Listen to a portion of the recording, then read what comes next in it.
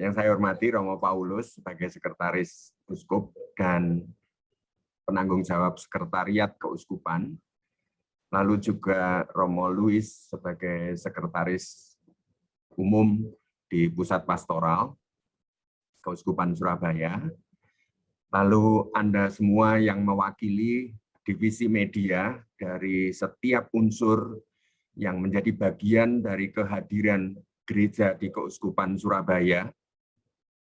Sungguh kita ini kesempatan yang pertama bagi kita untuk bisa bertemu, bisa berjumpa, saling mengenal.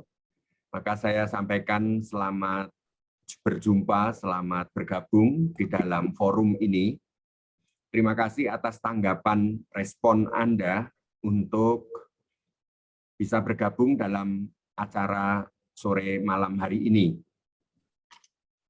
Bahwa kita gereja sebagai persekutuan, tentu gereja ini juga hadir di dalam arus dunia yang digital ini, mau tidak mau seperti Bapak Paus itu mengajak kita semua untuk menebarkan jala di dalam jala, dalam bahasa Inggrisnya net, lalu network, di mana jejaring dunia ini sudah didominasi oleh internet, maka gereja tidak boleh ketinggalan. Gereja harus hadir juga di dalam dunia internet, di mana disitulah karya-karya, misi, kehadiran, dan perutusan Anda bisa diketahui oleh dunia. Kita semua ada divisi media, komisi-komisi di keuskupan, lalu juga divisi media di paroki, lalu lembaga-lembaga, tarekat, unit karya pendidikan, unit karya kesehatan, unit karya sosial, kelompok-kelompok komunitas kategorial, lalu perhimpunan-perhimpunan, ada organisasi kemasyarakatan. Selama ini kita masih jalan sendiri-sendiri dan belum menyadari pentingnya kehadiran kita di dalam media digital.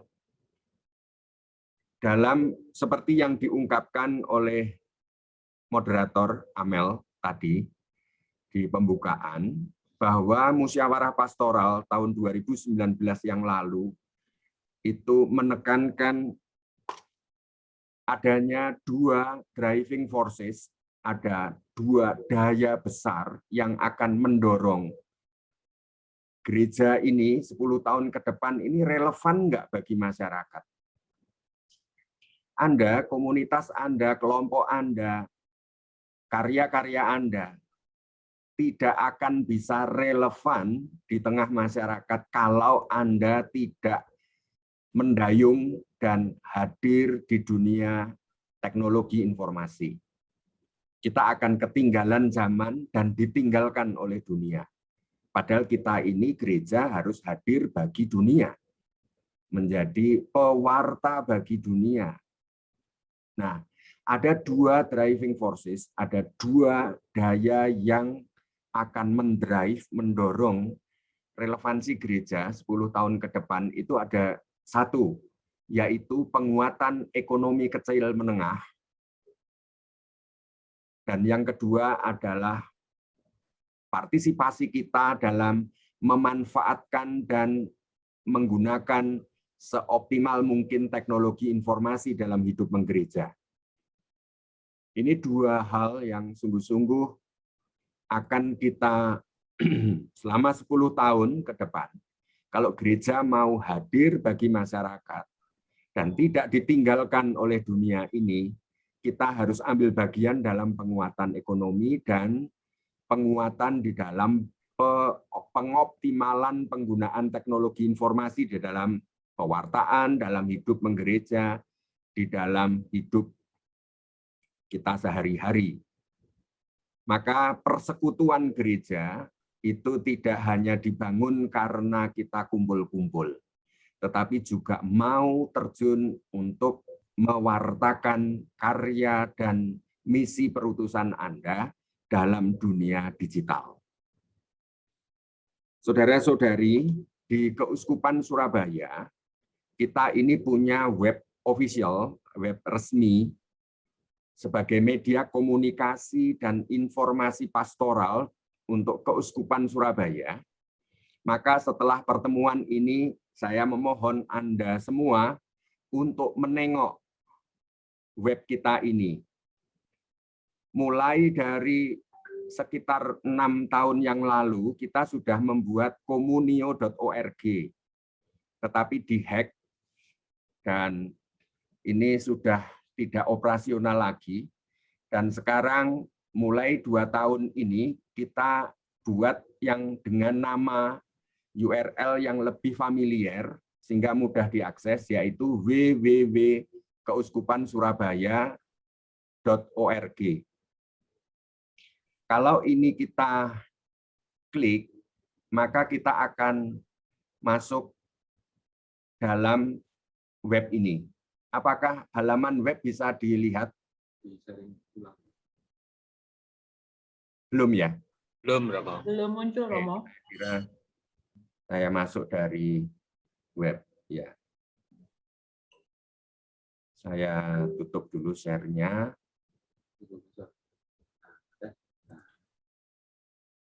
Apakah sudah kelihatan? Sudah, Romo. Sudah. Oke. Nah, Bapak Ibu, para Romo, Suster yang terkasih, di sini kita mempunyai web Gereja Katolik Keuskupan Surabaya, di mana ini ada beranda, halaman berandanya ini, sehingga Anda selalu bisa mengupdate. Misalnya seperti surat gembala Ardas yang lalu misalnya. Maka semua biara, semua unsur di elemen di Keuskupan Surabaya pada hari itu mestinya langsung bisa mengakses untuk menyebarkan ke semua anggota kita. Misalnya ini surat gembala, tinggal kita klik, kita masuk di surat gembala. Lalu tentang tata perayaan Ekaristi dan selanjutnya ini kita selalu akan update. Lalu majalah Jubileum itu lama-kelamaan, kemungkinan mulai tahun depan sudah tidak mencetak lagi, tetapi sudah versi digital. Sehingga kalau Anda di unit-unit karya Anda, di dalam divisi Anda, segera bisa mengakses majalah Jubileum, majalahnya Warta Pastoral Keuskupan Surabaya, dengan mengklik ini.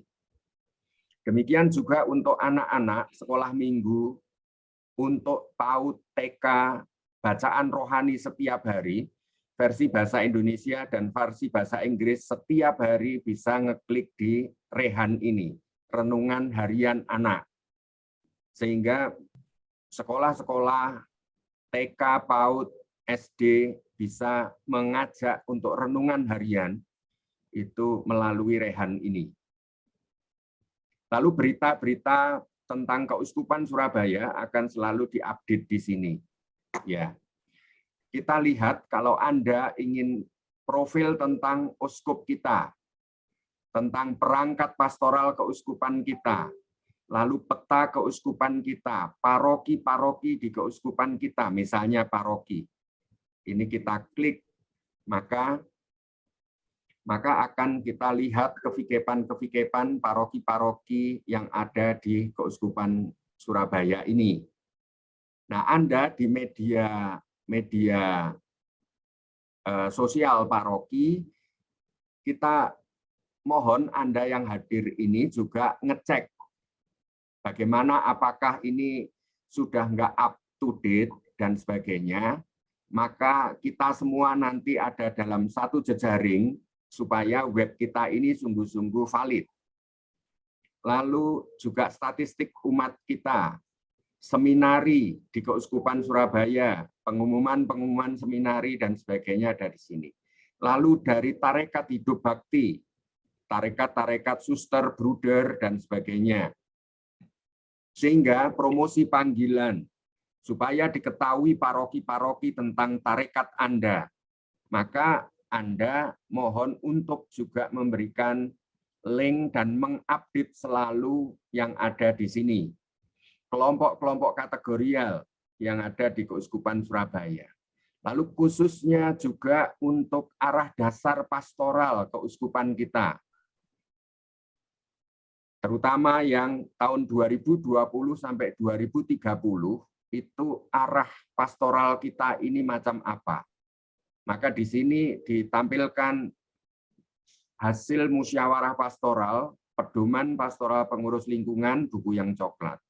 Lalu program strategis Keuskupan Surabaya untuk 10 tahun ke depan. Ini ada daftar isinya, ada resumenya. Lalu tentang cita-cita arah dasar keuskupan dan kebijakan pilihan strategis pastoral keuskupan ini ada di sini. Nah, ini sehingga semua insan pastoral bisa mengenal, bisa Anda semua berkewajiban untuk mensosialisasikan, memperkenalkan ini kepada unit Anda. Kalau pengen bahwa sebelum ini arah dasarnya kayak apa, itu ada di sini. Lalu mulai sinode tahun 96. Nah, tentang karya pastoral, kita bisa melihat komisi-komisi. Maka di sini juga divisi media, komisi-komisi selalu menengok untuk mengupdate apapun aktivitas pastoral, setiap komisi selalu melaporkan di sini. Lalu unit karya pendidikan, unit karya sosial, unit karya apa ini yang tertutup, unit karya kesehatan misalnya. Oh, di Pekan Surabaya Utara ada rumah bersalin, Santa Melania, jalan ini, teleponnya ini, Poliklinik Don Bosco ini, Poliklinik dan selanjutnya. Ada rumah sakit gotong royong dan sebagainya. Nanti ke depannya kita akan, kalau ini diklik, itu lalu apa, spesialis apa yang ada di sana dan sebagainya. Nah, ini yang terus harus kita update. Lalu unit karya rumah bina, tempat-tempat retret yang ada di Keuskupan Surabaya, pastoral mahasiswa, pastoral kaderisasi dan animasi Kristiani, perlindungan anak, pemberdayaan perempuan, keadilan dan perdamaian, ada LSM gereja namanya Karina, ada lembaga karya Dharma di sini, lalu ada informasi-informasi. Kalau Anda ingin mengenal sejarah Gereja Katolik Keuskupan Surabaya, informasi sekretariat keuskupan. Jadi nanti pengumuman-pengumuman dari sekretariat keuskupan, agenda keuskupan, lalu berita dan galeri-galeri video dan foto karya pastoral dan aktivitas pastoral. Lalu dalam dokumen, di sini Anda bisa mengakses untuk semua dokumen dengan daftar isinya. Tapi secara khusus misalnya pengen tahu dokumen Konsili Vatikan kedua, Kitab Hukum Kanonik, Katekismus Gereja Katolik, sehingga para guru agama meskipun tidak mampu membeli bukunya aslinya, di sini ada. Lalu kompendium itu ringkasannya, lalu juga ajaran sosial gereja, dokumen-dokumen kepausan, ketentuan pastoral untuk Regio Jawa, untuk KWI, dokumen-dokumen yang dikeluarkan oleh keuskupan, buku-buku pendalaman iman, selama ini misalnya untuk Advent, APP, dan sebagainya, bulan kitab suci nasional, dan sebagainya. Lalu ini adalah pidato-pidatonya uskup, sambutan, dan sebagainya. Lalu informasi tentang COVID-19, lalu ini seri dokumen gerejawi, Anda bisa membaca dan mendownload dokumen-dokumen gereja dan selanjutnya. Ini yang akan mewadahi seluruh informasi pastoral di Keuskupan Surabaya. Nah, jikalau tidak mencari di sini, Anda bisa ngerol ke bawah. Di bagian bawah nanti akan kita jumpai juga link-link. Ini berita terakhir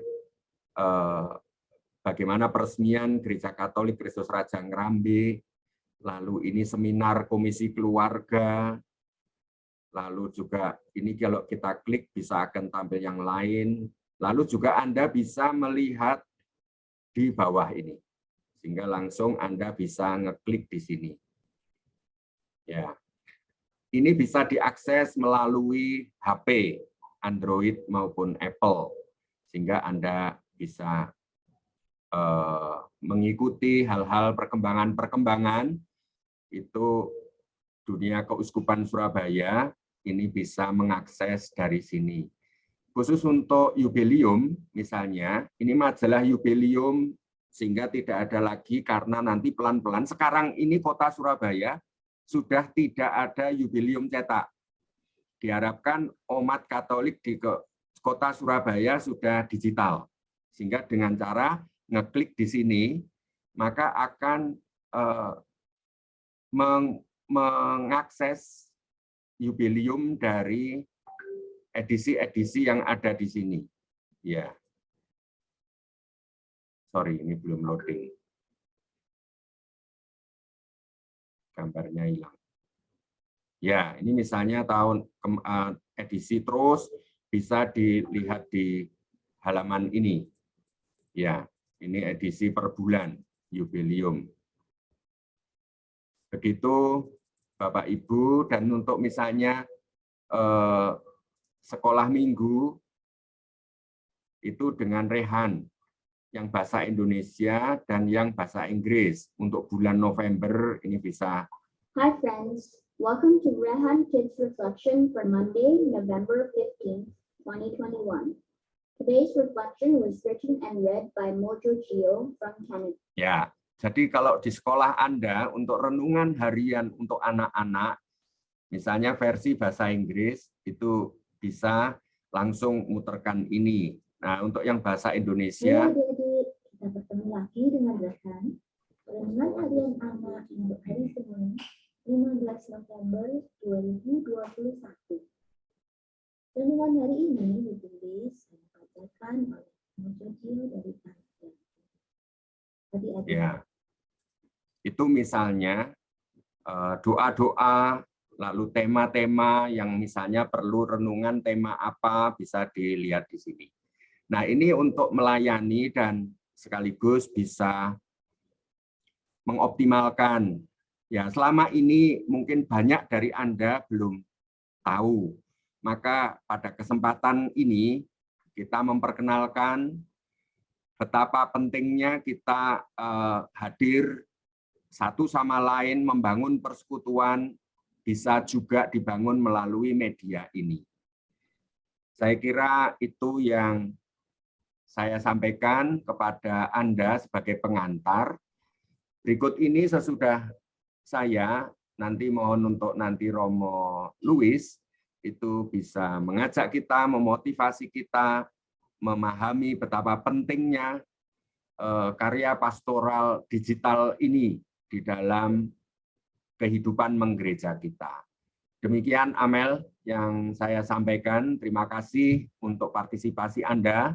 Saya berharap kita semakin kompak, bekerja sama, sinergi, dan terus mengupdate informasi-informasi Anda, pengumuman dari unit-unit Anda bisa dipromot di web keuskupan ini. Keuskupan tentu punya di samping web resmi, tapi juga ada IG, lalu juga email, juga YouTube, juga Facebook, dan kontak telepon, WA. Saya kira itu yang saya sampaikan. Sekali lagi terima kasih untuk perhatian Anda. Terima kasih Romo Didik untuk materi yang telah disampaikan. Berikutnya Bapak, Ibu, dan saudara-saudari sekalian akan mendengarkan langsung sharing tentang pentingnya media digital untuk membangun persekutuan gereja di era ini. Materi akan disampaikan oleh Romo Louis. Untuk waktu dan tempat kami persilakan. Gue sih share ya, Mel. Sampun, Romo.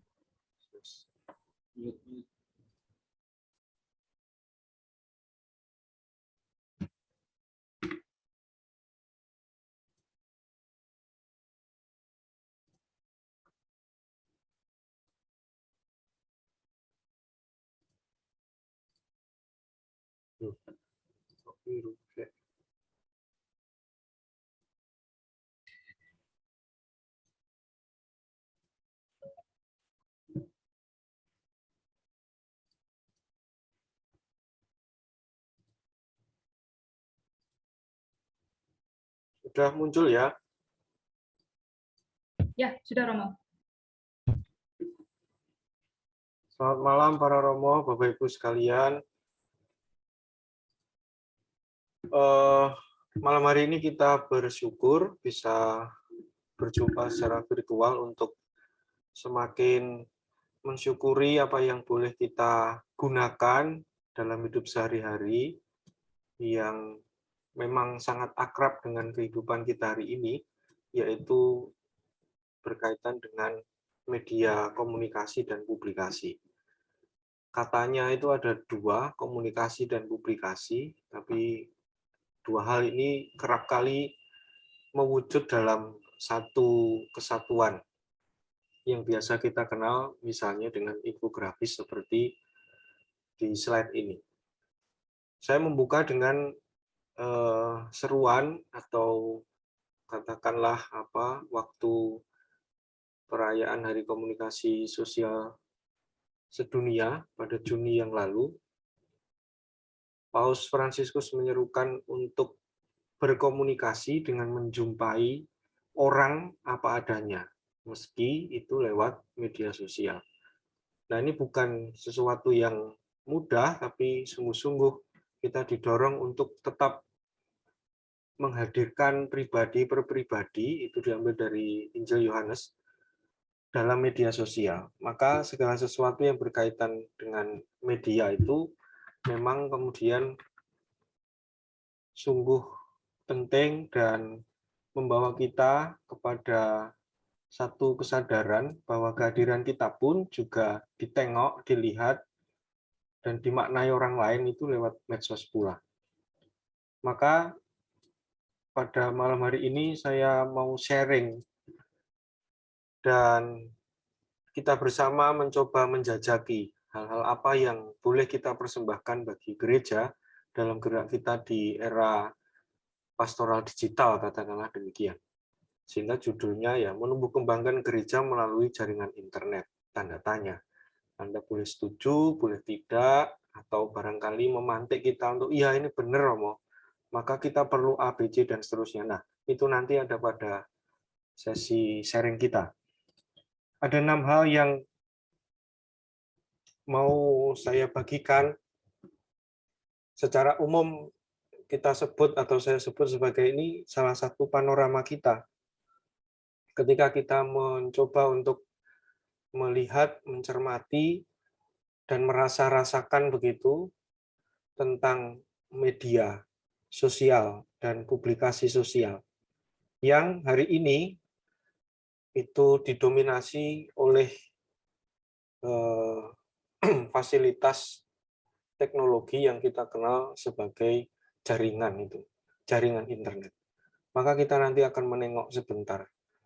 Internet di Indonesia itu awal mulanya piye? Komunikasi dan publikasi itu. Bagaimana orang mengelaborasi dirinya melalui jaringan. Lalu kita juga akan melihat bagaimana gereja melihat media komunikasi sosial ini. Ini poin yang kedua.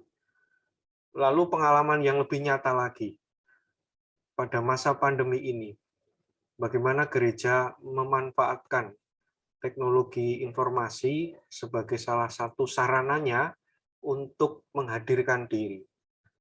Meskipun misalnya kita tidak bisa ekaristi, maka ekaristi itu seolah-olah diperpanjang melalui live streaming, misalnya begitu. Nah, itu ada pengalaman-pengalaman yang macam begitu. Sehingga pada poin yang keempat ini, kita juga melihat peran media digital dalam pengalaman hidup menggereja selama ini. Saya hanya akan menampilkan contoh-contohnya supaya kita melihat dan merasakan, ya ini memang kemudian menjadi sarana yang cukup dominan hari ini ketika kita mau membangun sebuah narasi bersama begitu. Siapa yang bisa menguasai narasi publik, disitulah sebenarnya kita menghadirkan diri dan membuka peluang untuk perkembangan gereja. Lalu nomor 5, ini pertanyaan. Karena begitu deras masa pandemi ini menghantarkan kita untuk masuk di ranah digital, maka ada pertanyaan, ketika pandemi dan nanti post pandemi, setelah pandemi, apa yang bisa kita lakukan? Nah, untuk membantu menjawab pertanyaan itu, maka kita juga perlu melihat dan membuka lagi apa yang dimandatkan oleh MUPAS Keuskupan tahun 2019 yang lalu. Kalau kita mau lihat-lihat itu, saya tidak tahu persis kapan jaringan internet itu hadir, tapi ini penggunaannya. Jadi ketika sudah ada internet, lalu digunakan sebagai media komunikasi, jejaring, lalu mungkin juga publikasi itu, saya menemukan data di tahun 87 dan 88 ini, yang diawali oleh pelajar Indonesia yang sedang kuliah di Amerika. Dia membuat mailing list, saya kira itu ya, kalau melihat alamatnya. Dan disinilah terjadi mulai menemukan media yang strategis waktu itu untuk memungkinkan Indonesia, pelajar-pelajarnya atau siapapun itu berinteraksi satu sama lain. Lalu 89 mulai, dari hal-hal yang macam begitu lahir beberapa milis yang macam-macam, baik kalau kita mau pilih dari latar belakang agama itu ya ini ada yang di ranah teman-teman Muslim, ada kemudian di ranah gereja kita, atau juga gereja denominasi atau gereja-gereja Kristen itu. Lalu lahir juga pada tahun 91 itu Parokinet. Awalnya dibuat untuk membahas agama Katolik, lalu berakhir sebagai sumber informasi politik yang kaya dan forum aktif untuk diskusi politik. Dan itu terus berkembang sampai hari ini, saya kira masih ada atau sudah tutup. Seingat saya pernah sempat vakum atau ditutup ini, Parokinet ini. Lalu 92. Jadi saya ingin menampilkan bagaimana di awal-awal jaringan-jaringan komunikasi dan publikasi itu terbentuk. Dan kita sebenarnya sejak awal pula, di waktu yang lihat saja, rentang waktunya hampir bersamaan itu, gereja hadir di ranah internet itu. Nah, untuk itu ya kita perlu melihat apa yang digariskan, misalnya oleh otoritas gereja. Kita punya satu dokumen selain Inter Mirifica dari dokumen Konsili Vatikan yang kedua, kita punya satu dokumen gereja dan internet, etika dalam internet. Itu dikeluarkan oleh Yohanes Paulus II tahun 2005. Ini ya. Yang menggaris bawahi dan menekankan betapa internet yang merupakan anugerah itu menjadi peluang yang besar bagi kita semua ketika kita memanfaatkannya dengan baik dan sungguh murni demi pewartaan. Jadi bukan demi yang lain, tetapi sekali lagi ini menjadi peluang yang luas sekali bagi kita untuk menggunakannya sebagai sarana pewartaan. Nah, teman-teman penggiat media sosial dan juga publikasi sosial di ranah digital, saya kira ini satu dokumen merupakan kitab suci Anda semua yang perlu dibaca supaya kita punya dasar yang kuat ketika kita hadir di ranah digital. Ini ada gambar yang menyerukan paus ya. Paus itu seolah-olah menganjurkan atau bahkan melarang ya supaya orang-orang yang ada di paroki itu tidak pakai HP scrolling di gereja, tapi ya tetap itu berjalan sampai hari ini. Dan ini yang terjadi meskipun paus dengan jelas mengatakan Pope says no phones in church, tapi umatnya tetap gawe. Wujud nyatanya apa? dari rentang waktu misalnya 2005 sampai 2013 di tempat yang sama. Ini ada perayaan yang dihadiri Paus. Jadi 2003 itu belum banyak orang yang bawa HP masuk ke dalam acara-acara gereja begitu. 2013 itu sudah kayak begitu itu. Nah, media Katolik di Indonesia bagaimana? Kita punya kawali.org. Ini punya KWI. Itu muncul didaftarkan resmi sejak 2001. Lalu Merifika itu 2001 juga. Saya mengcapture media-media Katolik mainstream ya, yang sering dan banyak diakses oleh umat Katolik. Lalu Iman Katolik. Ada yang suka diskusi biasanya mengakses ekaristi.org. Ini media-media mainstream yang ramai, yang lalu lintas aksesnya tinggi itu ya beberapa hal ini. Lalu sesawi.net itu juga banyak diakses orang. Berita-berita begitu update. Nah, lalu tadi Romo Didik memberikan pancingan bagi kita supaya kita juga semakin hari ya selalu update. Kemudian hidup itu majalah yang sudah lama tapi secara digital, secara jaringan internet itu baru 2011.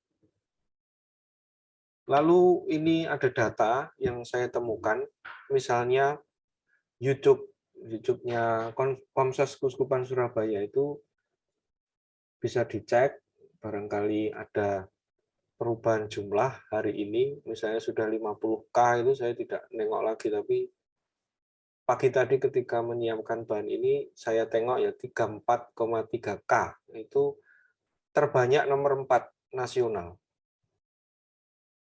Artinya apa? Ini mau mengatakan bahwa ada peluang besar sebanyak 34,3K itu ketika kita hadir di situ, menyuarakan sesuatu, gereja hadir di situ, akan dilihat dan ditonton orang yang sebanyak itu.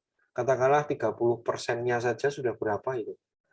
Nah, ini yang saya sebut tadi, bagaimana kita membangun narasi besar dalam hidup bermedia ini, sehingga gereja itu dirasa hadir dan umat juga diarahkan di situ.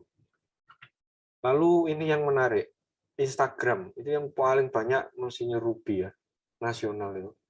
Bapak Uskup kita enggak punya.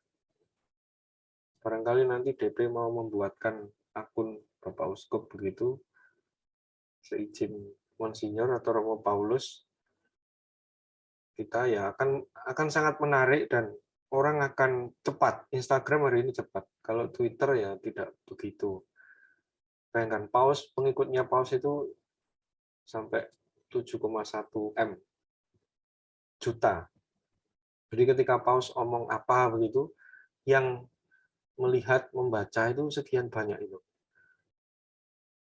Betapa media itu sungguh bermanfaat ketika kita hadir di situ dan menggunakannya dengan baik dan murni seperti anjuran surat apostolik tadi itu. Nah, ini contoh-contoh yang menuntun kita untuk semakin hari semakin menyadari sungguh bahwa ya melalui media digital kita sungguh punya peran yang besar di situ. Apapun latar belakang kita. Sehingga ini nanti harapannya ya kita semacam punya entah kesepakatan bersama atau hal yang lain. Saya membayangkan kalau itu sebuah program ya web keuskupan itu sebagai payungnya, sehingga kita semua menopang web itu. Sementara ini web. Lalu nanti mungkin saja akan berkembang. IG kita punya, Facebook juga punya. Nah, kita semua akan membangun jejaring di area itu. Sehingga dari semua unsur, aspek, entah itu struktural, kategorial, lalu teritorial, itu bisa masuk semua di payung yang sama. Di masa pandemi ini, kita sangat merasakan bahwa dengan cara-cara semacam inilah sungguh-sungguh memberi kesempatan bagi gereja untuk menghadirkan diri secara baru dan kreatif. Saya mengistilahkan itu sebagai ya going digital. Jadi terus menuju gitu, berkehendak ke sana. Meskipun memang itu bukan bentuk satu-satunya. Tapi ini adalah sarana bagi kita untuk menghadirkan diri, memberi pemahaman, memberi pengetahuan kepada khalayak ramai yang adalah umat Katolik. Ini pagi tadi 34,4K. Ini YouTube-nya Uskupan Surabaya, kanal Komsosnya Uskupan Surabaya. Yang paling baru saya kira ya masih soal paroki Ngerambe ini, 5 hari yang lalu. Maka memang sungguh kalau kita konsisten misalnya Komsos itu setiap 2 hari sekali entah membuat video pendek atau reportase atau apapun yang mau menyajikan informasi tentang pastoral, tentang uskupan, apapun di situ, orang yang melihat pasti akan menunggu-nunggu. Oh, besok ada lagi, besok ada lagi. Nah, konsistensi dan komitmen memang perlu di situ. Kita lalu semakin melek pandemi ini. Di masa pandemi ini ya Komsos, kita lihat, saya pernah cek waktu pertengahan pandemi itu ketika masih di paroki, lalu ada pertemuan membuat kronik waktu itu, semakin terlihat betapa semua seksi Komsos di paroki itu yang mayoritas itu diemban, digerakkan oleh orang-orang muda itu mulai bangkit begitu. Mau tidak mau, bisa tidak bisa disiapkan supaya bisa memperpanjang kehadiran gereja bagi umat yang sementara waktu ini tidak bisa bersekutu ataupun bisa tapi terbatas. Banyak paroki lalu ya sudah merawat YouTube-nya untuk live streaming misa. Lalu mulai tumbuh di sana sini banyak paroki membuat talk live atau talk show dan seterusnya, katekese dan macam-macam. Maka ya memang kemudian Komsos dan lembaga media Katolik itu bangkit dari tidur panjang itu ya waktu pandemi ini. Sebelumnya itu ya santai-santai, orang itu lembaga lain itu sudah memakai media digital, kita ini masih nanti saja dan seterusnya. Nah, pandemi sungguh-sungguh menghantarkan kita pada kebangkitan akan media digital. Sehingga malam hari ini menjadi kesempatan bagi kita untuk membingkai bersama semangat kita untuk hadir melalui media digital. Lalu mulai muncul juga, bukan struktural, bukan teritorial, banyak kanal-kanal di dalam gereja itu mulai PK dengan tema-tema tertentu. Saya ambil contoh misalnya, ini ada satu kanal YouTube yang menampilkan lebih banyak tentang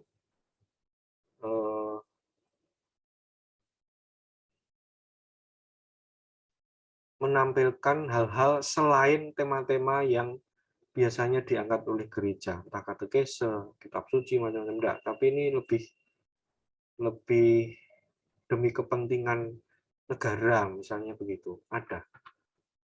Maka ada 4 peran media digital dalam gereja hari ini yang barangkali ini menjadi bekal bagi kita untuk semakin meneguhkan diri bahwa ya memang kita perlu hadir melalui media digital.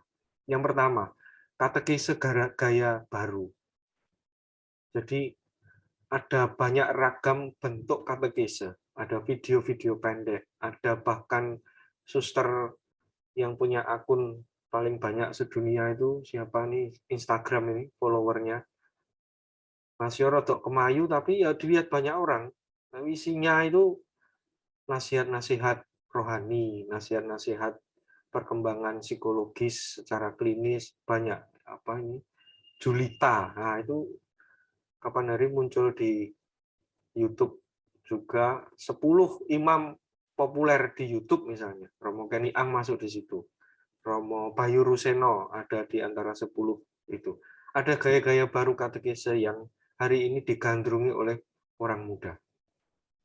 Lalu yang kedua, tidak pernah kita lupakan bahwa media digital ini meskipun tidak secara langsung mengalami perjumpaan personal, tapi secara nyata media digital membangun relasi dan interaksi. Contoh konkret ya malam hari ini. Kita ini sedang membangun relasi dan interaksi antara satu dengan yang lain. Kalau mau diperluas ya antara gereja Katolik dengan lembaga pemerintah, dengan siapapun. Lalu yang ketiga yang kita seringkali merasa lemah itu ya adu narasi atau wacana. Misalnya tentang keutamaan hidup atau keindonesiaan ini belum banyak. Kita belum banyak punya itu. Disitulah sebenarnya kita dituntun untuk kemudian membangun semangat dialektika. Jadi berdialog antara satu dengan yang lain. Kemudian di sisi lain ada 3 hal yang sebenarnya menjadi peluang kuat, tapi ada yang keempat ini entah sebuah peluang atau bahkan menjadi tantangan. Saya kira ini lebih pada tantangan. Gereja semakin terbuka.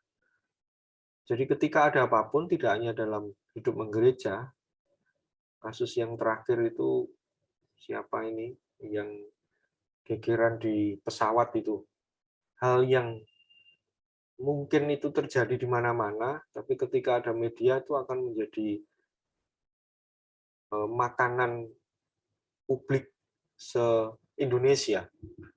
Ini anggota DPR RI, lupa saya namanya, dari PDIP, dengan seorang perempuan yang menegur atau bagaimana ibunya si anggota DPR ini, lalu membawa nama institusi dan seterusnya.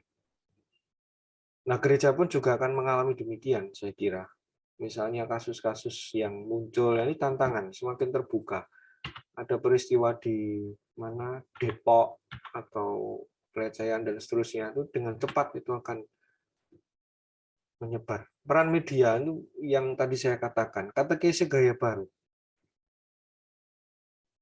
Pembinaan anak-anak, kaum muda, orang dewasa, ya banyak hal bisa disampaikan di situ. Yang poinnya adalah tindakan pengajaran. Jadi bukan pertama-tama bagus-bagusan desain atau bagus-bagusan bentuk menarik-menarian, bukan itu. Tapi kita harus menemukan tindakan pengajaran macam apa yang mau kita hadirkan dalam media, misalnya begitu. Dan berita-berita baik apa yang kemudian misalnya ke depan kita linkkan ke web keuskupan. Sehingga di semua ranah hidup menggereja Keuskupan Surabaya ini bisa tampil di satu layar.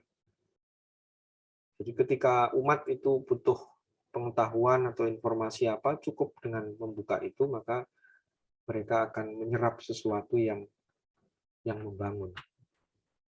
Bentuk-bentuk pengajaran, tindakan pengajaran dalam media digital.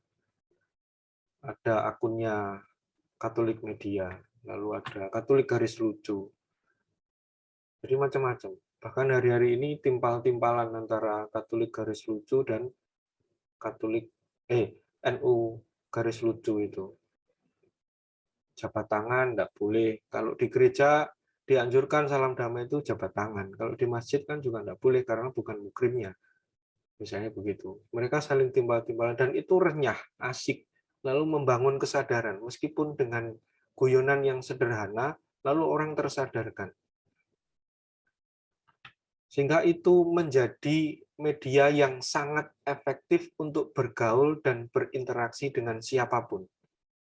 Baik dengan sesama umat Katolik, juga dengan umat yang lain, bahkan sampai masuk di ranah pemerintahan. Facebook-nya atas nama Pak Jokowi yang official itu, followernya, berapa juta itu. Satu foto di sirkuit Mandalika itu bisa menampilkan info 3-4 frase di situ, diberi judul begitu, itu satu dunia melihat.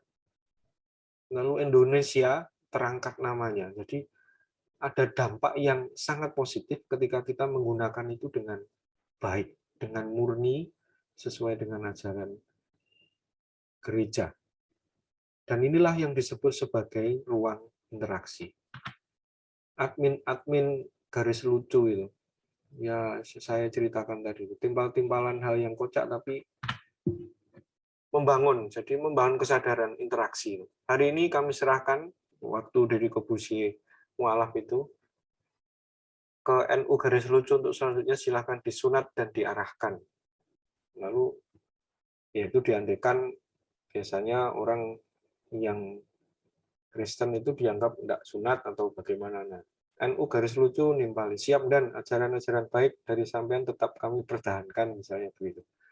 Nah ini sangat renyah, lalu membangun interaksi yang baik. Ada lagi yang dikeluarkan oleh NU garis lucu lalu ditimpali oleh Katolik garis lucu. Maaf ya Gus, umatku yang satu ini susah dikendalikan, hobinya ngangkring di masjid.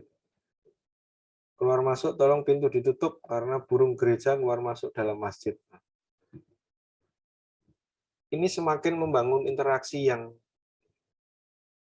asik lah gitu katakanlah. Lalu peran media juga menjadi peluang bagi kita untuk membangun sebuah narasi bersama. Karena sifatnya itu wes ndak pandang bulu lah. Egaliter, terbuka, demokratis, siapapun itu bisa nimbrung di situ. Nah, maka itu juga mengandung bahaya-bahaya tertentu. Kalau kita salah nulis, salah upload, itu bisa diserang orang dan macam-macam. Itu terjadi. Kita tahu dengan baik. Kalau pandangannya sama, maka dia akan menyerang orang yang tidak sama itu. Bahkan ribuan. Kita bisa melihat itu perang wacana itu ketika misalnya ada kadrun dan kampret misalnya begitu itu. Nah, bagaimana gereja menghadirkan narasi besar di keuskupan ini misalnya soal membangun hidup persekutuan misalnya begitu. Semua media, Anda semua yang hari ini hadir pada hari yang sama menyuarakan hal yang sama itu kan dibaca banyak orang. Meskipun penikmat kita itu berbeda-beda.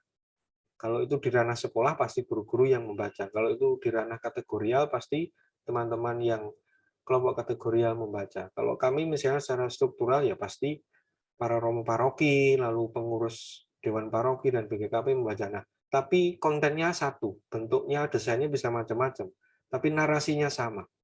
Misalnya begitu. Pemulihan hidup rohani iman umat untuk tahun depan itu misalnya menjadi pilot project kita untuk nggarap bareng. Selain kita menyumbangkan info, menopang jalannya web keuskupan.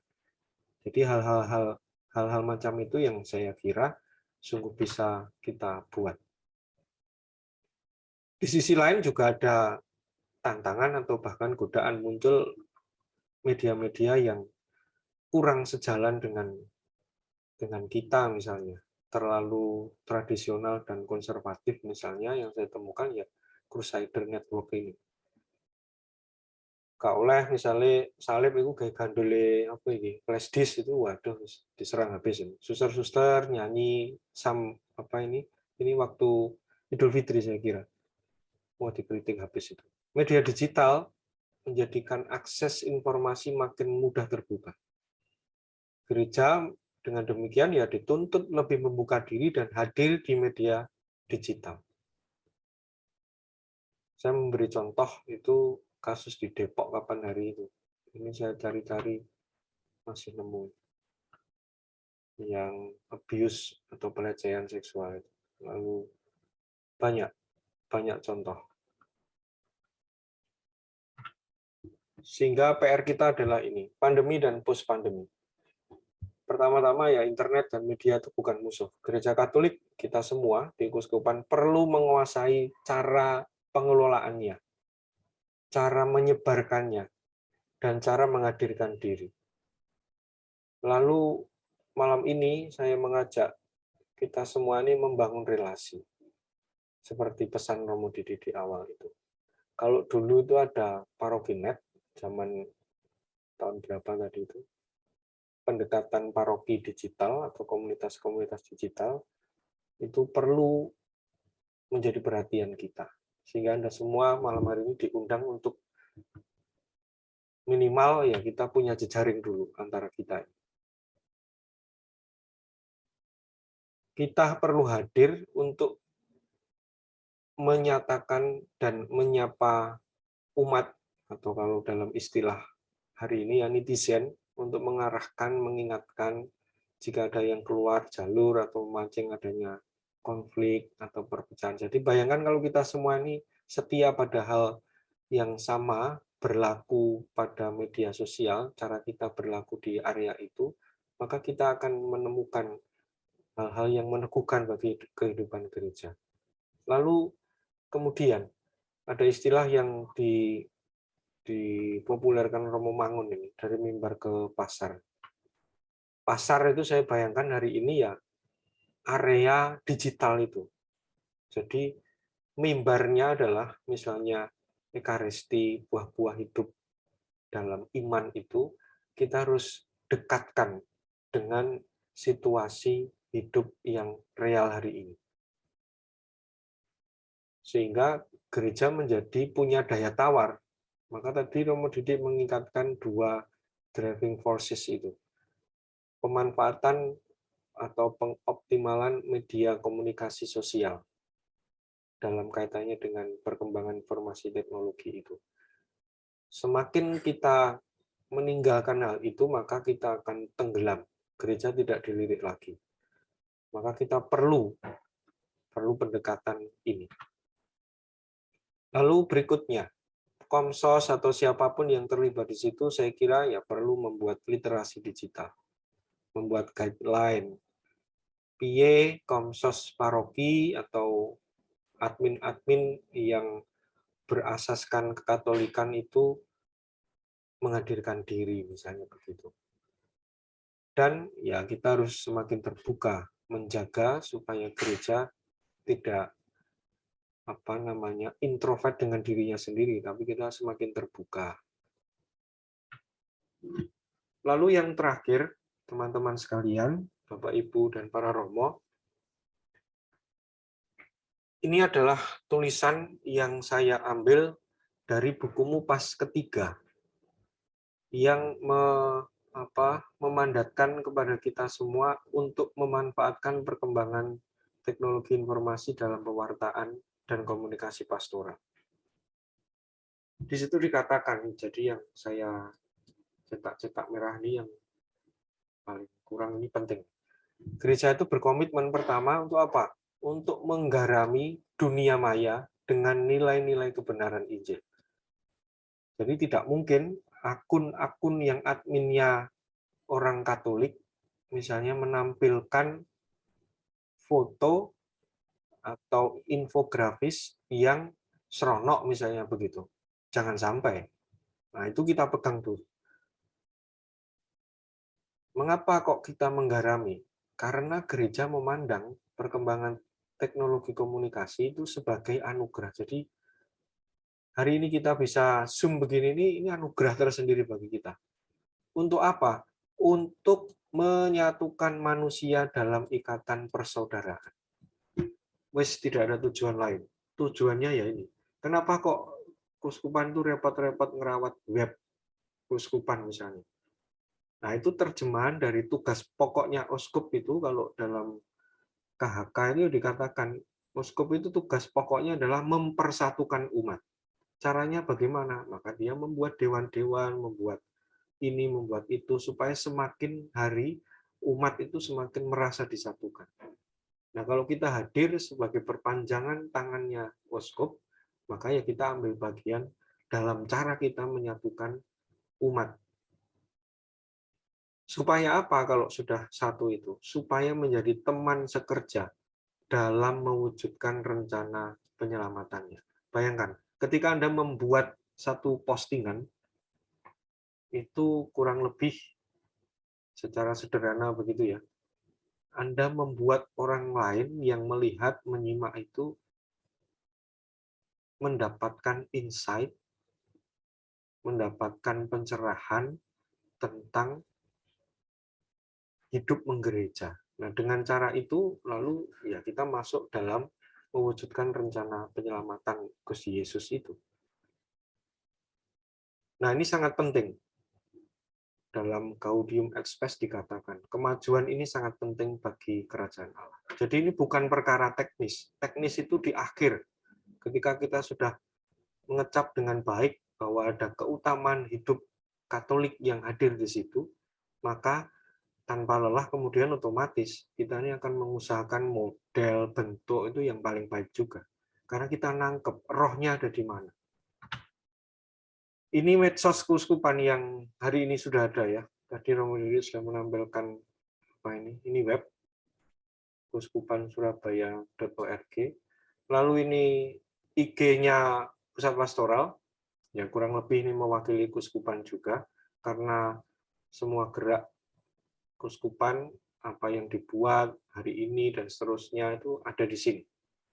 Followernya masih sedikit, maka tindak lanjut malam ini misalnya salah satunya ya followen Puspas iki ngono. Supaya Anda juga bisa meneruskan apa yang menjadi agenda info dari keuskupan. Lalu ini baru dipulihkan Facebooknya Keuskupan Surabaya. Ada beberapa teman yang menjadi admin di situ. Lalu di buku hasil MUPAS ketiga, halaman 15 dikatakan, gereja hendaknya mendorong perkembangan dan penggunaan media komunikasi dalam karya pelayanannya, khususnya dalam mengintegrasikan pesan Injil dan ajaran autentik gereja kepada kebudayaan baru. Apa itu kebudayaan baru? Salah satunya adalah media komunikasi dan publikasi sosial yang basisnya internet, yaitu teknologi komunikasi modern itu. Ini dituliskan di buku MUPAS yang ketiga, halaman 15. Lalu juga ditegaskan lagi di buku itu, komunikasi dan pelayanan adalah semangat inti gereja sebagai persekutuan. Jadi jangan pernah lupa, komunikasi dan pelayanan itu administrare dari bahasa Latin, semangat intinya gereja sebagai persekutuan. Jadi kita semua ini repot-repot kayak begini ini bentuk dari semangat gereja persekutuan, membangun komunikasi.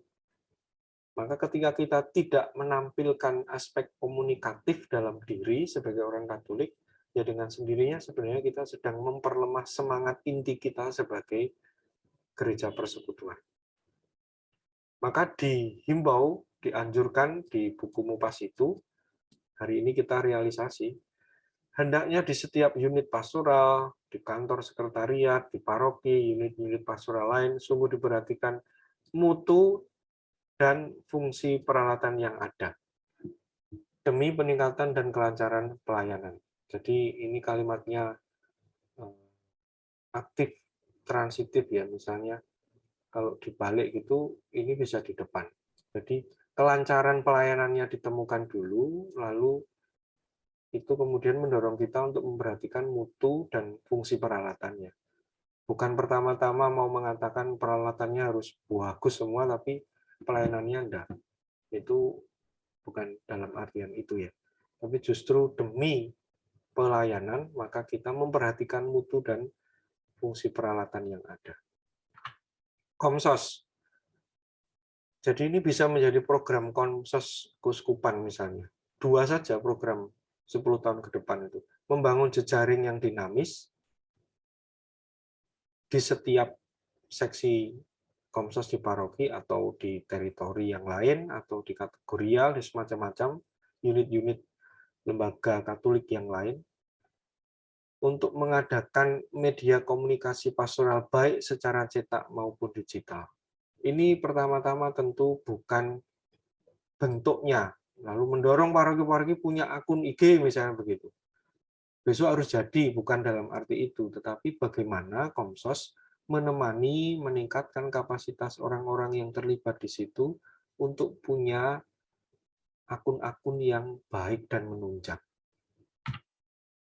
Lalu terakhir juga dituliskan dalam buku hasil MUPAS itu, di setiap unit pastoral didorong memiliki divisi komunikasi yang dikelola secara serius oleh orang. Jadi Anda semua ini, admin-admin yang berkumpul hari ini, yang dikhususkan untuk itu. Ada memang ketika baru memberikan nama ya ketika ditanya dan diajak untuk bergabung dalam acara ini, ya enggak apa-apa, kita mulai. Sehingga isi konten medianya, komunikasi itu tetap terjaga dan selalu baru. Begitu para Romo, Bapak Ibu sekalian dan teman-teman, terakhir ya, mari kita berbagi, menyentuh dengan baik, dan menjumpai kebutuhan pastoral gereja masa kini di era media komunikasi ini. Lalu saya secara pribadi juga mengundang Anda semua, jadilah bagian dari jawaban atas kebutuhan gereja itu. Bukan kebutuhan kita, tetapi pribadi-pribadi tidak, tapi kebutuhan gereja. Dan terakhir, saya mengajak Anda semua untuk sharing, sehingga saya menghadirkan pertanyaan penuntun supaya lebih sistematis, lalu kita bisa mencatat narasi apa yang Anda sampaikan, kira-kira peluang-peluang apa yang bisa kita temukan dengan pertanyaan penuntun ini. Ini silakan nanti diatur, bisa Amel atau siapa begitu. Ya tentu Anda harus memperkenalkan diri dulu, dari mana, mengelola media apa, lalu bagaimana pengalaman selama ini dalam pengelolaan media yang Anda lakukan. Oh, saya sendirian, Romo, jadi tengah malam itu saya selalu sendiri membuat infografis untuk kelompok kategorial saya atau untuk lembaga saya, kayak nek sing ngewangi. Nah, misalnya begitu-begitu ya.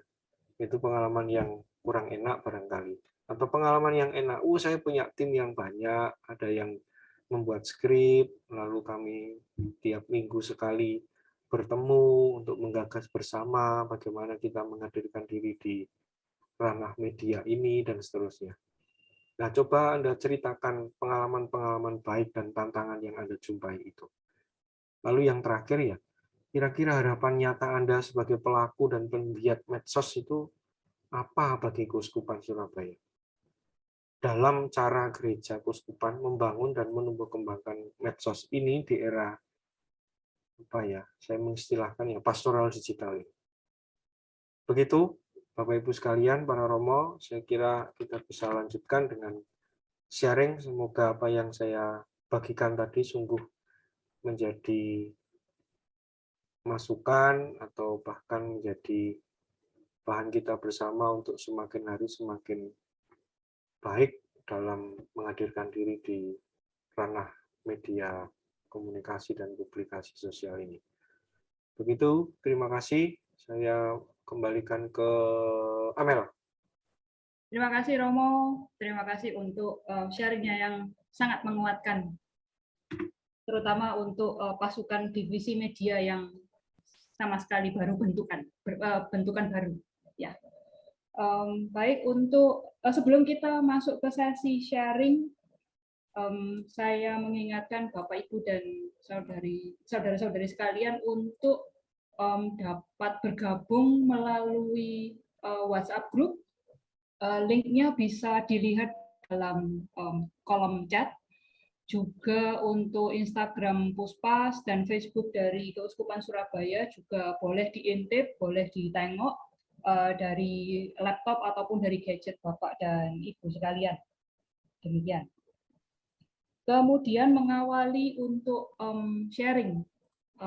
Pada saat ini kami terbuka untuk menyimak sharing dari Bapak, Ibu, dan saudara-saudari sekalian.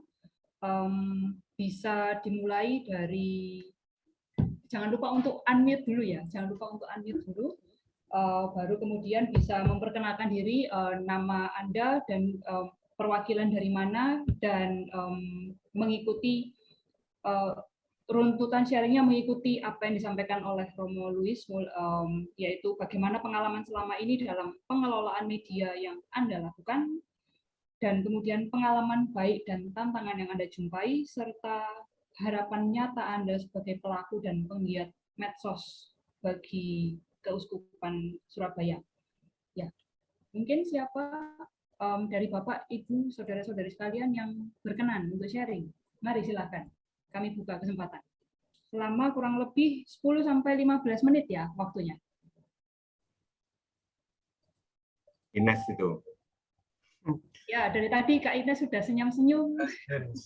Enggak gitu Kak Amel, enggak gitu Kak Amel. Ya, terima kasih Bapak Ibu sekalian. Perkenalkan nama saya Kak Ines. Kalau malam Kak Ines, kalau pagi Bu Ines. Saya berasal dari Divisi Media Sosial dari Komisi Pastoral Difabel Keuskupan Surabaya. Saya mengelola media sosial IG, lalu kebetulan di sini saya tidak sendiri, ada Kak Mei. Halo Kak Mei. Itu untuk YouTube itu yang megang adalah Kak Herli.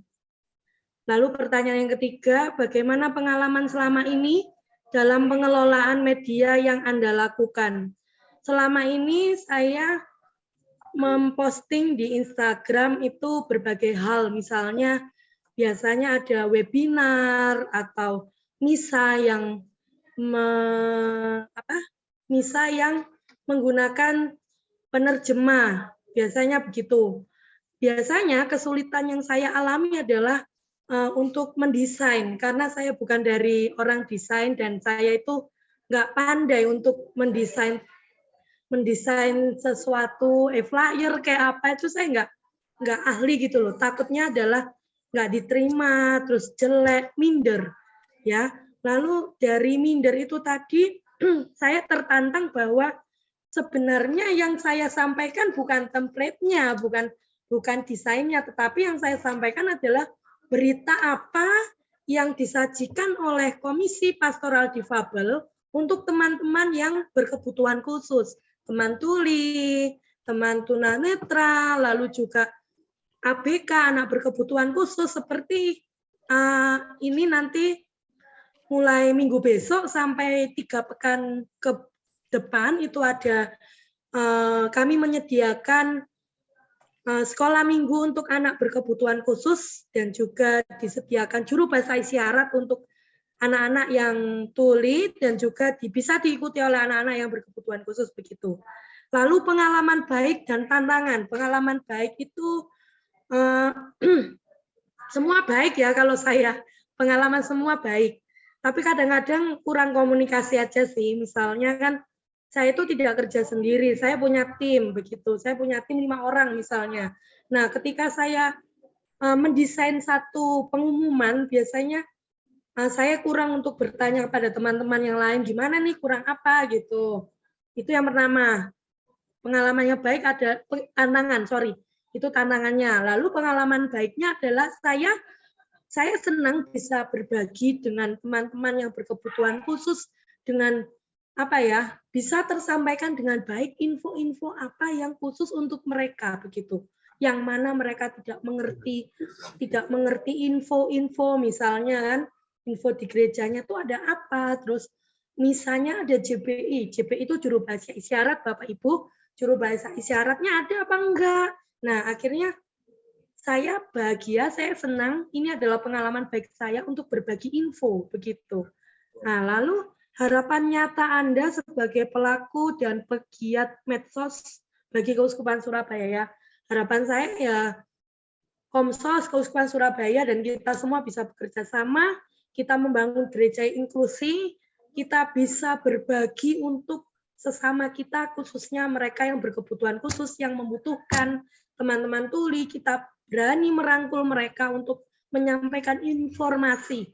Informasi itu tidak selalu dengan suara, tetapi bisa juga e-flyer, tulisan, lalu juga hiasan, grafis, dan lain sebagainya. Begitu dari Pastoral Difabel Keuskupan Surabaya.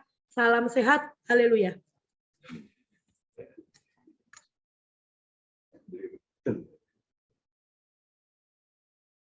Unmute Amel. Mute Mel.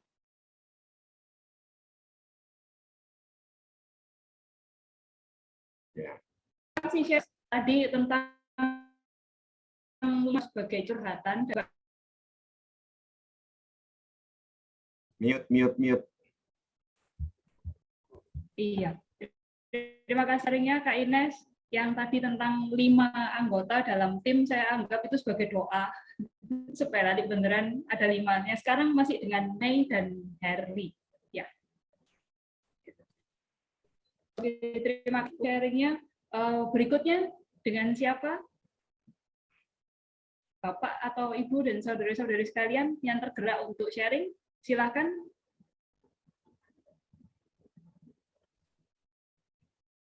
Tidak harus dengan kesuksesan, artinya juga kendala atau hambatan selama ini. Ya, tantangan itu maksudnya itu. Ya, tantangan apa yang dihadapi, entah tantangan itu dari lembaganya kah, atau apa.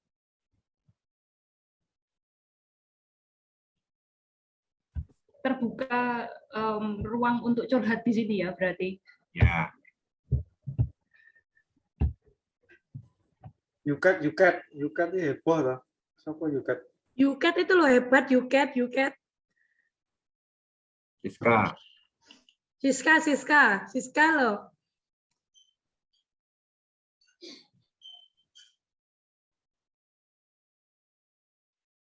Oke, mungkin saya Kak Amel.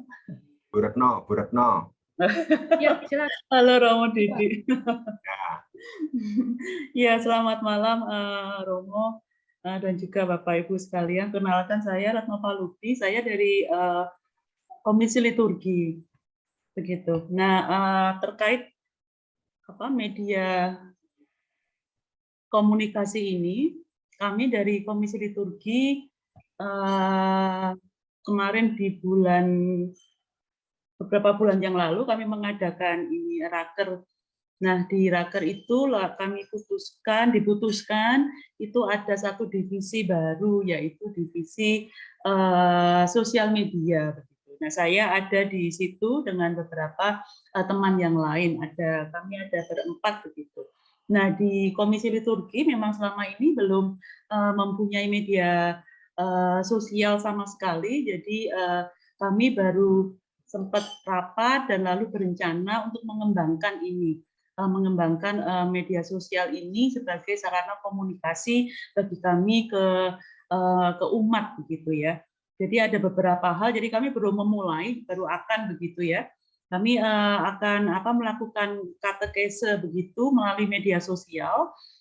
Kami sempat menanyakan tentang YouTube begitu ya, karena dengan YouTube ini rasanya Komisi Liturgi juga bisa semacam memproduksi begitu ya, memproduksi konten-konten begitu ya yang akan nanti bermanfaat untuk umat, misalnya terkait dengan menyanyikan mazmur atau mungkin untuk untuk para dirigen dan sebagainya. Jadi semacam konten-konten pendek yang tidak terlalu lama, tapi kami rasa itu akan berguna atau bermanfaat bagi umat yang berkecimpung baik sebagai pemazmur ataupun dirigen dan juga misalnya organis begitu. Nah, saat kami menanyakan terkait YouTube ini, kami disarankan bisa menggunakan YouTube yang sudah dimiliki keuskupan begitu. Jadi nanti kami tinggal bekerja sama. Misalnya kami ingin memproduksi konten tertentu, lalu nanti menayangkannya itu melalui YouTube di keuskupan, milik yang keuskupan. Lalu terkait IG dan juga Facebook, kami berencana juga akan membuat IG milik Komisi Liturgi begitu, yang tujuannya juga tadi untuk katekese medsos. Nah, untuk ini kami juga akan berkoordinasi dengan tim divisi yang lain di di Komisi Liturgi begitu, supaya kami dapat membuat konten-konten begitu melalui IG maupun Facebook terkait katekese ini. Nah, itu yang rencana akan kami lakukan Romo, tapi ya memang tidak mudah karena mengelola media sosial itu kan butuh konsistensi dan juga butuh regularitas begitu ya.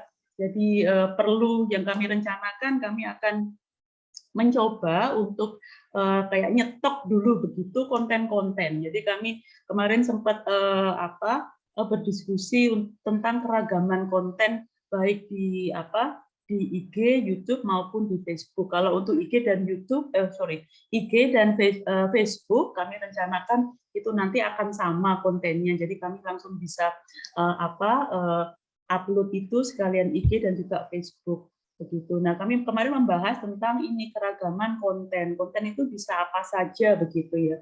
Kami berencana untuk IG itu akan ada terkait info-info kegiatan yang dilakukan oleh Komisi Liturgi. Tapi selain itu juga ada katekese tadi yang akan kami coba pilah-pilah begitu berdasarkan tema supaya kami punya plan yang nanti tidak membingungkan buat kami sendiri begitu. Jadi apa yang harus dikembangkan untuk mengupdate media sosial tersebut.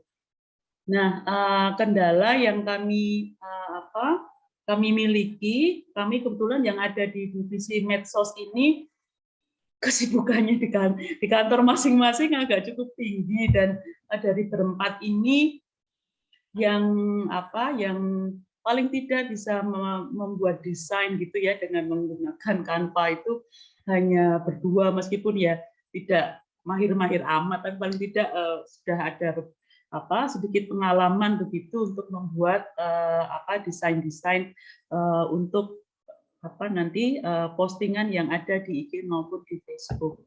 Nah, kami berencana ingin bisa merekrut mungkin OMK atau siapa begitu ya untuk bisa masuk ke tim untuk bisa membantu begitu. Ya pokoknya anak muda lah ya yang untuk bisa membantu kami dalam membuat konten-konten ini. Jadi nanti bisa postingan itu bisa postingan berupa teks atau infografis ataupun nanti mungkin video-video pendek begitu supaya lebih informatif. Mungkin kalau sekarang ini di IG juga ada Reels itu ya. Rasanya kok itu nanti kalau di Reels itu mungkin lebih menarik ya khususnya buat untuk kaum muda begitu kalau kita akan sosialisasi tentang katekese tema-tema tertentu. Nah, ini yang kami rencanakan untuk kerjakan, Romo. Lalu juga disampaikan bahwa ini tadi ada website begitu juga ya, dan di dalamnya itu ada ada komisi-komisi ya, sudah ada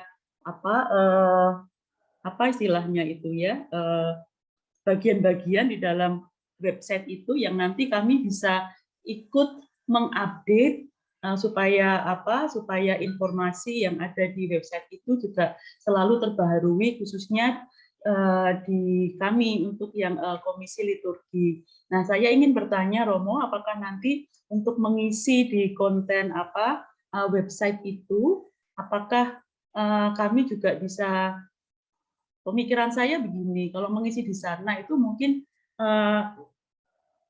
kalau kami akan posting tertentu di IG ataupun di Facebook, itu kontennya akan berupa mungkin teks yang tulisan itu lebih pendek-pendek dan lebih mudah dipahami begitu ya, satu slide atau beberapa slide begitu. Tapi nanti kalau kami akan mengemas itu untuk menjadi artikel di website, nah konten yang sudah ada di IG ini yang akan kami kembangkan berupa narasi atau menjadi bentuk artikel. Nah, ini yang ada di yang saya pahami akan seperti itu nanti yang akan kami lakukan.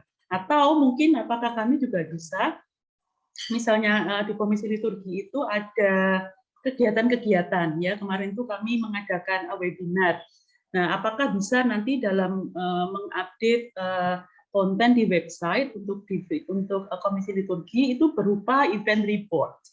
Jadi apa yang sudah terjadi lalu kami narasikan menjadi event report itu. Nah, itu akan menjadi salah satu konten untuk memperbaharui, mengupdate website untuk Komisi Liturgi. Apakah demikian ya, Romo? Mohon masukannya.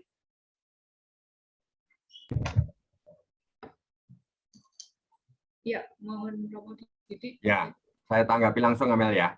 Silakan Romo ya. Terima kasih Bu Retno Palupi yang menangkap betul urgensitas pertemuan kita ini, dan terima kasih untuk responnya ini. Memang itulah yang dimaksudkan supaya kita sungguh-sungguh bisa menjangkau seluas-luasnya dalam bidang kita ini di unit karya kita, misalnya liturgi. Maka sebenarnya begitu banyak pertanyaan umat tentang liturgi. Maka bisa diawali dengan optimalkan aja fungsi di webnya keuskupan tadi. Di situ ada komisi liturgi. Karena itulah orang pasti akan ke sana. Maka di situ nanti diupdate. Apa saja yang perlu diupdate, silakan koordinasi dengan pusat pastoral di Mojopahit 17. Itu sehingga Anda bisa menginformasikan filenya apa dan nanti akan di pusat pastoral yang akan mengupload di webnya Komisi Liturgi. Lalu yang kedua, tentu ini dorongan bagi Komsos untuk bisa menangkap kebutuhan-kebutuhan dari dua sharing ini saja, misalnya bahwa kebutuhan pelatihan bagaimana untuk desain, bagaimana untuk membangun web, bagaimana, justru itulah sebenarnya fungsi Komsos, baik di tingkat keuskupan maupun di tingkat paroki, sehingga itu bisa membantu seksi-seksi lain atau komisi lain untuk bagaimana bisa meningkatkan kapasitas atau literasi digital ini.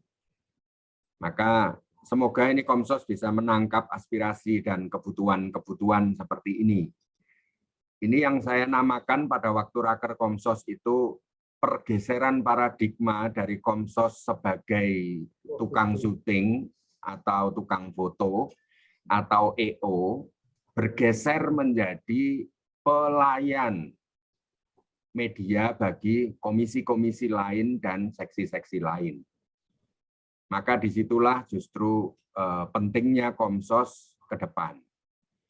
Lalu seperti liturgi, juga pastoral difabel tadi misalnya.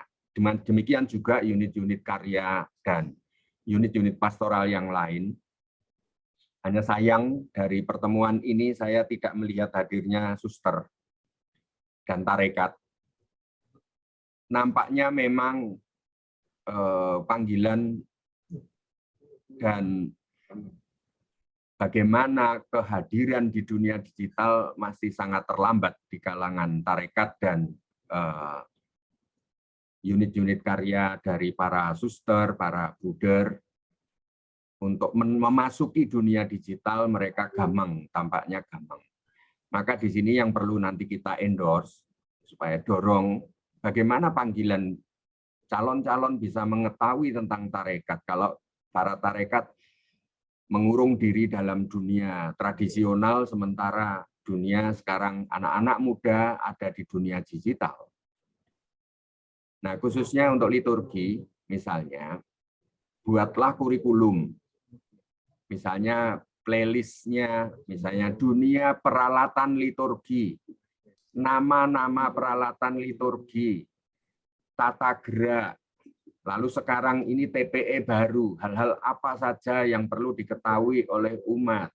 Ini semuanya perlu untuk ditebarkan, disosialisasikan di media sosial.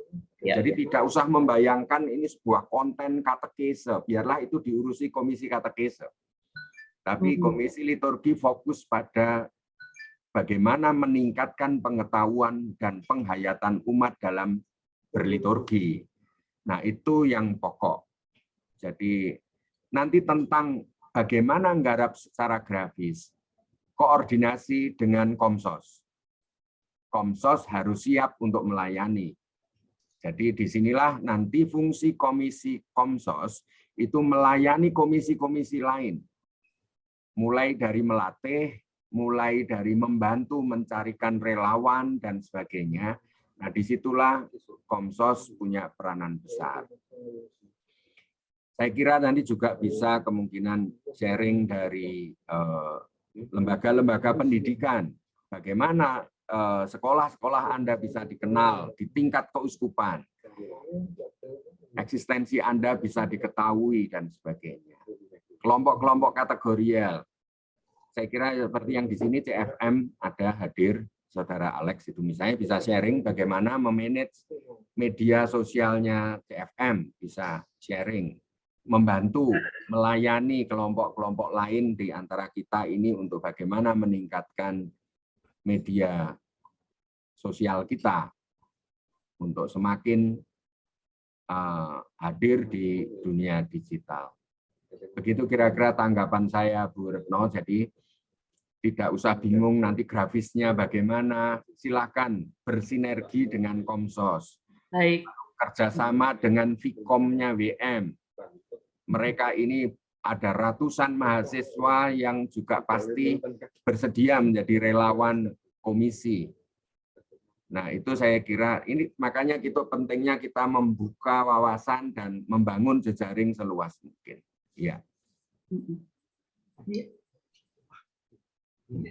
Kalau untuk melibatkan mahasiswa Vkom bagaimana? Apakah kami bisa langsung ke sana begitu atau melalui siapa begitu, Romo Didi? Sangat bisa. Itu hal yang mudah. Nanti silakan dihubungi langsung, connect dengan dekannya kah, menawarkan, karena mereka semua sebenarnya sudah siap menyambut, hanya nggak ada yang datang. Oh, jadi sudah ada komunikasi sebelumnya ya dengan. Oh ya sudah siap Romo, karena saya kebetulan juga ngajar di Vkom, jadi gampang aja nanti. Nah, sip. Oh, malah ya, jenengan yang jembatannya malah. Ya baik. Ya. Baik Romo, terima kasih. Ya. Terima kasih untuk sharingnya Ibu Retno. Terima kasih juga untuk tanggapannya yang menguatkan Romo Didi. Untuk selanjutnya kami buka satu lagi kesempatan sharing. Baik, ya, dari saya. saudara-saudari sekalian, silakan. Saya. Ya, silakan Pak Stefanus Andre, silakan. Ya, saya Andre Brintik dari PSE. Dari PSE. Media sosial apa yang saya kelola? Saya tidak mengelola media sosial apapun. Ya, ada banyak kendala di PSE untuk mengelola media. Yang pertama karena stafnya saya sendiri, lalu yang kedua saya gaptek. Lalu bagaimana selama ini untuk mengupload tentang beberapa kegiatan di PSE ya, sebenarnya tidak begitu banyak kegiatan PSE yang bisa diupload karena memang kekurangan tenaga di situ sehingga tidak terfikirkan sama sekali, apalagi saya gaptek ya, sehingga tidak pernah terfikirkan seberapa penting media sosial itu untuk untuk orang lain itu bisa melihat, sehingga ya yang terjadi itu sangat terabaikan. Tetapi yang selama ini saya lakukan ya saya nge-share kegiatan, foto mungkin, lalu juga ada beberapa materi sehingga nge-share-nya di grup Puspas ya, nge-share di grup Puspas, terus akhirnya ada tim Puspas sendiri yang mau mengupload dan itu saya sangat bersyukur. Jadi malah terbantu. Nah, tapi setelah mendengarkan dan melihat pemaparan dari Romo Didi dan Romo Luis itu saya merasa ternyata itu sangat penting ya, melihat banyak kegiatan juga yang kami lakukan di mana di orang-orang PSE yang kami bantu dan kami bina ya, salah satunya tentang beberapa hal tentang usaha misalkan budidaya porang, lalu juga bagaimana menanam bibit-bibit di tempat di daerah yang tidak memungkinkan, misalnya di Surabaya, lalu juga bagaimana cara berdagang itu sebenarnya kalau misalkan itu dibuat semacam dokumentasi sehingga yang lain bisa melihat itu, saya tadi merasakan loh, ini saja yang menarik, banyak konten yang bisa kita ambil, tetapi ya tadi karena stafnya gaptek jadi tidak melihat peluang itu, melihat peluang itu. Nah, untuk itu ya nanti saya mencoba akan mencari teman dan mungkin juga akan lebih belajar sehingga harapannya nanti sesuai seperti yang dipaparkan oleh Romo Didi. Begitu, terima kasih. Ya, terima kasih Pak Stefanus. Ini Pak Andre, maaf. Sekaligus curhat ya Pak. Tapi kembali saya mengingatkan bahwa gereja itu adalah persekutuan. Kalau Bapak merasa sendiri, ayo Pak, kita kenalan, kita sama-sama, kita bangkitkan lagi, kita sapa orang yang memang belum kenalan, supaya kita pun juga bisa berjalan bersama untuk merintis, mengingat tim dari divisi media ini juga benar-benar baru terbentuk. Ya, mungkin ada tanggapan dari Romo Didi atau Romo Luis atau mungkin Romo Paulus, silahkan. Matur suwun, Mbak Amel. Ya, namanya media sosial itu adalah ya mensosialisasikan, mengkomunikasikan apa yang positif di dalam komisimu itu kepada umat. Sebenarnya ini masalah sekarang membongkar cara pandang kita. Sehingga sebenarnya pertama, siapa yang menangani tidak harus Andre sendiri. Tapi bagaimana seperti yang di seksi komisi liturgi tadi. Sekarang bentuklah tim media. Rekrut anak-anak muda yang sadar media, lalu berkoordinasi dengan PSE paroki. Lalu di situ dilatih bahwa PSE paroki juga dilatih. Salah satunya karena Komisi Pengembangan Sosial Ekonomi, ya apa saja yang bisa disampaikan untuk mengembangkan sisi dimensi sosial dan ekonomi umat. Misalnya Hari Pangan Sedunia. Ternyata yang diupload hanya upacaranya. Padahal dari sisi pengembangan sosial ekonomi, di mana yang hadir di sana para petani yang punya produk-produk, bagaimana itu sebenarnya diwawancarai, sharing, memberi kesaksian, bagaimana jatuh bangunnya, usahanya apa saja. Nah, hal itu dipromot di media sosialnya PSE. Lalu pendampingan PSE di mana saja, itu bagaimana juga di tempat lokasi dampingan itu, misalnya komsosnya di paroki itu bisa meliput dan bisa mempromot, sehingga itu bisa menjadi kepedulian banyak orang. Sebenarnya banyak hal itu tergantung kita membuka wawasan kita untuk mengoptimalkan fungsi komunikasi sosial ini. Apa yang perlu dikomunikasikan? Umat itu membutuhkan apa? Pengetahuan tentang manajemen pengelolaan ekonomi rumah tangga. Biarlah itu, buatlah serial.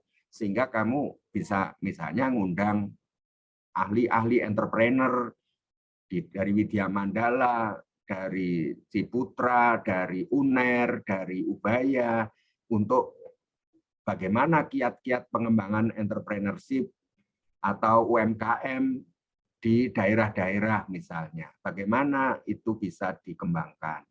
Nah itu buatlah wawancara-wawancara pendek, kiat-kiat.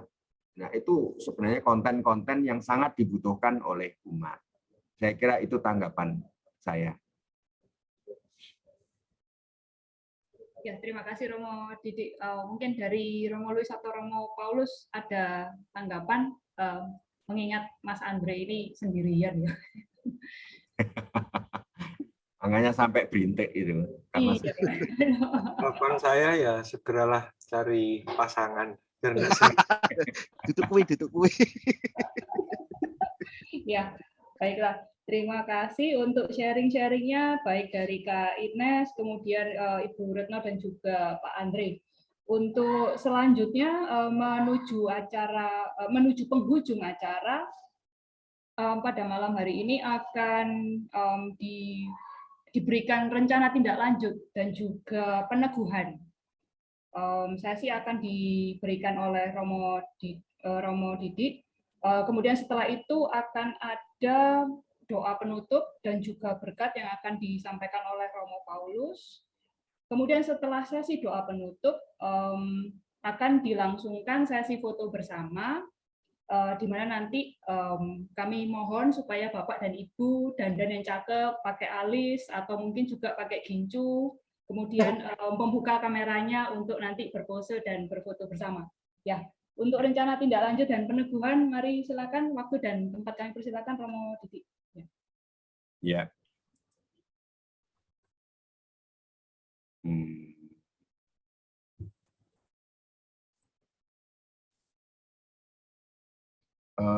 Teman-teman, apakah share screen ini bisa dibaca? Belum full, Romo. Hah? Belum full. Masih yang...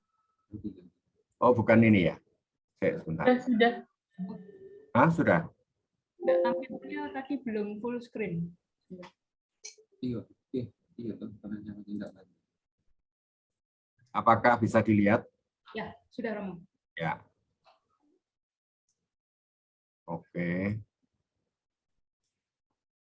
Ya, meskipun waktu kita terbatas, terima kasih untuk Anda semua yang telah bergabung. Semoga ini menjadi awal yang baik untuk membuka kesadaran baru pentingnya kita menjadi pewarta kebaikan Allah yang telah kita terima bagi dunia.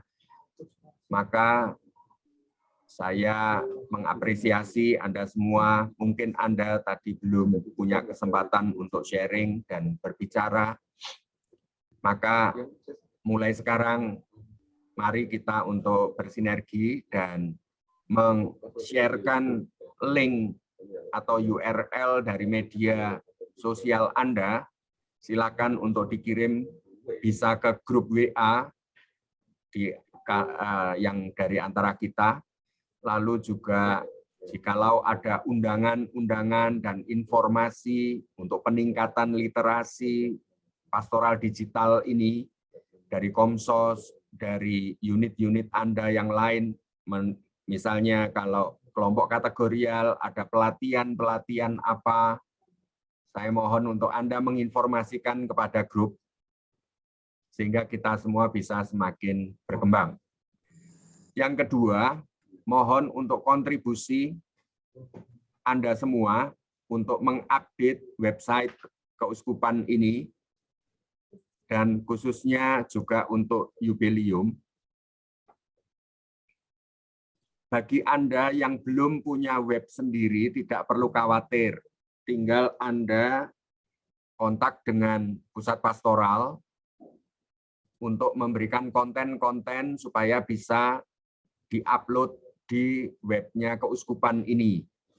Dan di sana sudah dibuatkan ruang-ruang untuk kelompok kategorial, untuk unit karya pendidikan, untuk komisi-komisi, untuk seksi-seksi paroki-paroki, dan sebagainya. Sehingga tinggal kirimlah lewat email Puspas, yaitu pusatpastoral@komunio.org ini. Jadi melalui email ini, maka nanti Anda akan berpartisipasi dalam update web keuskupan. Musyawarah Pastoral kedua tahun 2019 menekankan bahwa di setiap unit pastoral harus memiliki divisi media. Dan kita menyadari ini sebagai panggilan perutusan yang mulia untuk merasul di ruang digital. Maka ini kalau kita sadari betul, maka kita tidak lagi hanya kata dalam tempurung, tapi mau keluar dan hadir bermisi di ruang digital ini. Awal-awal mungkin Anda putus asa, merasa sendiri, pecahkan itu dengan berjejaring. Jikalau masih belum dapat kerjasama dengan seksi Komsos atau komisi Komsos. Karena disitulah tugas komisi Komsos untuk membantu Anda di dalam mengembangkan kerasulan digital ini. Maka hendaknya disadari paradigma baru Komsos, baik di komisi maupun di seksi-seksi atau divisi-divisi Komsos di lembaga Anda, untuk juga mau melayani yang lain, meningkatkan kapasitas digital umat, sehingga umat sungguh-sungguh berani untuk mulai masuk ke dalam ranah digital ini. Lalu juga memberdayakan sinergitas Komsos paroki dan komunitas yang ada di Keuskupan Surabaya. Salah satu contoh kesaksian yang sangat bagus pada waktu peresmian paroki baru Ngerambe. Maka disitulah kerjasama Komsos paroki-paroki sekevikepan untuk meliput dan untuk mewartakan, mengabarkan tentang peristiwa penting ini. Sehingga tidak harus dari mana-mana atau sewa orang, enggak. Sebenarnya umat kita sendiri sudah banyak yang mampu, hanya kita mau enggak untuk bekerja sama dengan yang lain, bersinergi dengan yang lain. Lalu kita punya panggilan untuk bersama-sama membangun citra positif Gereja Katolik di tengah masyarakat di mata dunia ini. Memberi kesaksian bahwa kita ini adalah orang yang sungguh gereja yang sungguh dewasa di dalam bermedia. Sehingga ke depan kita siap untuk tampil berhadapan dengan ombak hoax ini. Sehingga kita Gereja Katolik menjadi pionir di dalam mewartakan kebenaran. Lalu jika diperlukan sebagai sarana tukar atau kirim media informasi, nanti Anda bisa membuat email itu dengan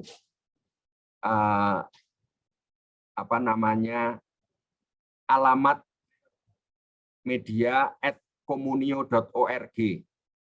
Jadi nanti silakan yang belum punya email resmi, Keuskupan melayani dengan @komunio.org. Sehingga di sini email dari komsos-komsos bisa bersinergi, sehingga kita tidak lagi memakai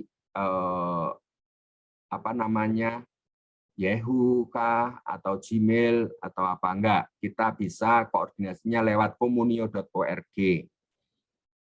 Lalu juga untuk resmi, surat menyurat resmi, email resmi, itu bisa melalui alamat email di bawah ini, yaitu pusatpastoral@komunio.org.